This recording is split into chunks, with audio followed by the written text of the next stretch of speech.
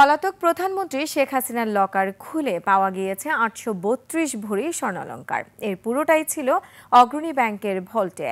মঙ্গলবার বিকেলে রাজধানীর দিলকুশায় অবস্থিত অগ্রণী ব্যাংকের প্রধান শাখায় থাকা লকার দুটি ভাঙা হয়।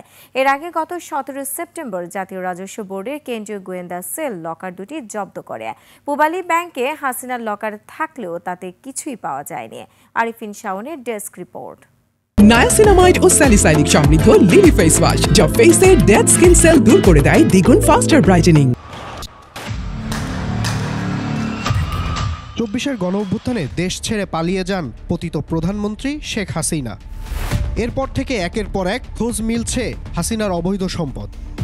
এবার অগ্রণী ব্যাংকের প্রধান শাখায় ক্ষমতাচ্যুত প্রধানমন্ত্রী শেখ হাসিনা দুটি লকার ভেঙে ৮৩২ ভরি স্বর্ণ অলংকারের সন্ধান পেয়েছে জাতীয় রাজস্ব বোর্ড। মঙ্গলবার এই লকার দুটি জব্দ করে জাতীয় রাজস্ব বোর্ডের কেন্দ্রীয় গোয়েন্দা সেল। শেখ হাসিনার নামে অগ্রণী ব্যাংকের প্রিন্সিপাল ব্রাঞ্চে থাকা ৭৫১ এবং ৭৫৩ নম্বর লকার বাংলাদেশ ব্যাংকের রেগুলেশন অনুযায়ী ভাঙা হয়।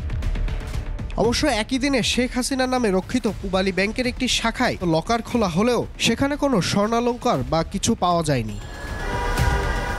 আরিফিন শাওন, ২১ টেলিভিশন, ঢাকা।